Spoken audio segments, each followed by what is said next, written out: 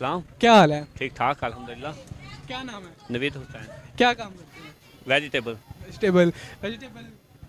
क्या महंगाई हो रही है इतनी ज़्यादा, आप महंगाई के बारे में क्या कहना चाहते हैं? ਇਹ ਮਹਿੰਗਾਈ ਤੋਂ ਇਲਾਵਾ ਇੱਥੇ ਵਾਮ ਇਤਨੇ ਕੁ ਮਜਬੂਰ ਹੈ ਜਿੱਦੀ ਆਦੀ ਕੋਈ ਨਹੀਂ ਹੈ। ਯਕੀਨ ਜਾਣੋ ਇਹ ਹੁਣ ਛਾਪਰ ਹੈ, ਪਾਕਿਸਤਾਨ ਨਵਾਂ ਛਾਪਰ ਖੇਡਾ। ਮੈਂ ਤੁਹਾਨੂੰ ਸਾਰੀ ਗੱਲ ਦੱਸਾਂਗਾ ਕਿਉਂਕਿ ਇਹਨੂੰ ਕੱਢ ਕੇ ਕਹਿੰਦੇ ਨੇ ਜੀ ਇਹ ਛਾਪਰ ਲਾਵੋ ਕਹਿੰਦੇ ਸਬਜ਼ੀ ਤੋਲੋ। ਇਹ ਹੁਣ ਛਾਪਰ ਇਤਨਾ ਕੁ ਮਹਿੰਗਾ 650 ਰੁਪਏ ਕਿਲੋ ਛਾਪਰ ਦੇ ਰਹੇ ਨੇ। ਜਾਂ ਤੇ ਵਾਮ ਉੱਥੋਂ ਜਿਹੜੇ ਹਕੂਮਤ ਵਾਲਾ ਬੰਦਾ ਬਣਵਾ ਰਿਹਾ ਛਾਪਰ, ਉਹਨਾਂ ਨੂੰ ਤਾਂ ਚਾਹੀਦਾ 200-300 ਰੁਪਏ ਕਿਲੋ ਛਾਪਰ ਸਾਡੇ ਵਾਮ ਤੱਕ ਪਹੁੰਚਾਉਣ। ਤੇ ਜ਼ੁਲਮ ਹੈ। ਹੁਣ ਇੱਕ ਬੰਦਾ ਟਮਾਟਰ ਮਰਚਾ 20 ਰੁਪਏ ਦਾ ਮਸਾਲਾ ਲੈਂਦਾ ਹੈ, ਉਹ ਕਹਿੰਦਾ ਕਿ ਨਾਲ ਉਹਨੂੰ 10 ਰੁਪਏ ਛਾਪਰ ਦਿਲਾਵੀਏ ਤਾਂ ਕਿਆ ਜ਼ਿਆਦਤੀ ਹੈ ਜਾਂ नहीं है? है बिल्कुल जाती है। कोई बारे गरीब बंदे बारे सोच को नहीं रहे हैं। तो आए रोज़ सानू लोग तंग बड़ा करते हैं जी ए छापर ना रखो, ए दूसरे छापर लाओ, ए छापर है उन्हें 650 रुपये किलो। एक गरीब बंदा किस तरह खड़े दा छापर? तो तुहाडी मेहरबानी साडी पुरदोल अपील है कि जेडे बंदे छापर बना रहे हैं उन्होंने चाहिए 200 रुपये किलो कासर खुदा का वास्ता जे फिर भी असीं चलो वाम नूं दईए। हुण वाम हत्थां दे विच चीज़ां तो नहीं ना खड़नियां, वाम नूं तो छापर चाहिए ना। बिल्कुल आवाम को छापर। और पूछ लो साढ़े को जो पूछना चाहते हो। अच्छा, खाने पीने में क्या चीज़ पसंद है? अल्हम्दुलिल्लाह खाने पीने में छोटा गोश्त। छोटा गोश्त। सब्जी में बता दें, आपने इतनी ज़्यादा सब्जी रखी है ना, वैसे क्या खाते हैं ज़्यादा?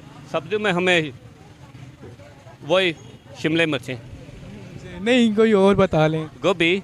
गोभी। अच्छा, पाकिस्तान का कौमी सब्जी कौन सी है? पाकिस्तान की कौमी सब्जी सारियां ने। पाकिस्तान दे विच ही ने गोभी है, जिस तरह शलजम ने, कालियां तोरियां ने, बैंगन ने, भिंडियां तोरियां ने। ये अल्हम्दुलिल्लाह पाकिस्तान दरहेज तो बड़ा वे पर की नसो कोई फायदा नहीं ठा रहे हैं। जेड़ा कोई बैठे है गलती कर रहा है, तुहाडी मेहरबानी को माड़े ते मस्कीनां दे बारे सोचो। अच्छा, महंगाई के बारे में क्या कहना चाहते महंगाई इतने को शदीद किस्म की है कि एक आम बंदा जरा मजदूरदार बंदा वे कि 500-600 या 700 रुपये की दिहाड़ी लाता है कि वो किस तरह आटा लेवे, कि वो किस तरह हिसाब किताब जुल्म हो रहा है महंगाई के खिलाफ। बिल्कुल, ये बात तो बिल्कुल ठीक है। एक्शन लवो, कोई गरीब वाम नूं कोई ना कोई फायदा तो दो ना। आए रोज़ इंसान सानू जाके बंदे तंग करते हैं जी, यह चीज़ इतनी महंगी, पीछे कोई कंट्रोल कोई नहीं है किसी चीज़ का भी।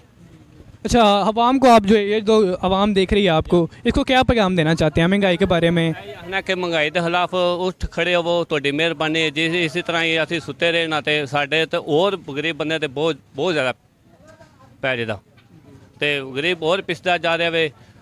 तो उस वजह उत्थे जराम वध रहे हैं, खुद भी तुहानूं पता होना चाहिए वे। जा वो तो पता है। ते महंगाई नूं कंट्रोल करना तो हुकूमत का काम है ना, साडा तो काम है हाली रोना ही। तो तुहानूं असीं रोक इंशाल्लाह दस रहे हैं।